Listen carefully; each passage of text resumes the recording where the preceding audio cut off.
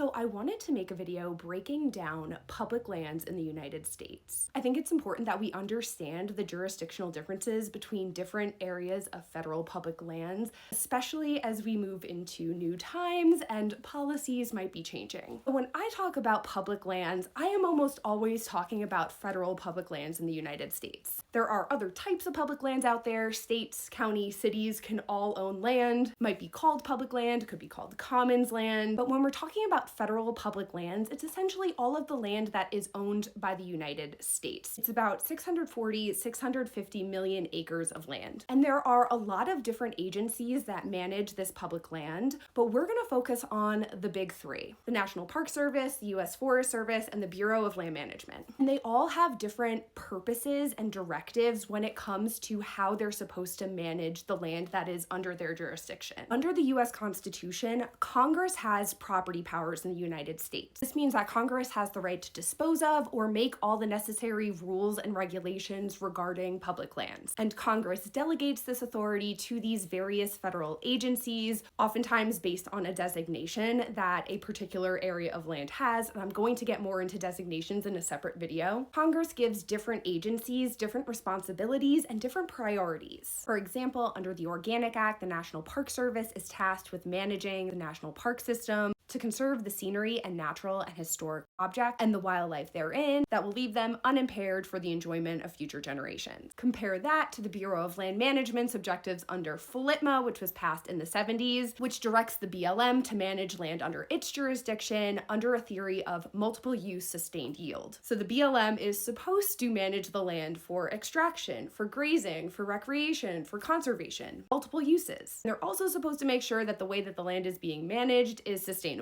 And in order to carry out the directives given to them by Congress, federal agencies create rules, and rulemakings like this are governed by Administrative Procedures Act, which requires a notice and public comment period. Creating a new rule is not an overnight process. It's something that takes quite a bit of time. But these rules and then management plans under NEPA, which also requires public comment and review, these actually outline how these land management agencies are actively managing the land. And again, I think it's important to understand the jurisdictional differences, the difference between a national park site and Bureau of Land Management land and a national forest, because again, they are all managed differently and they all face different threats from a political perspective. And I'll just leave it at that. You really need to be paying attention and also putting things into the proper context when we talk about proposed rules or changes that might happen in the future.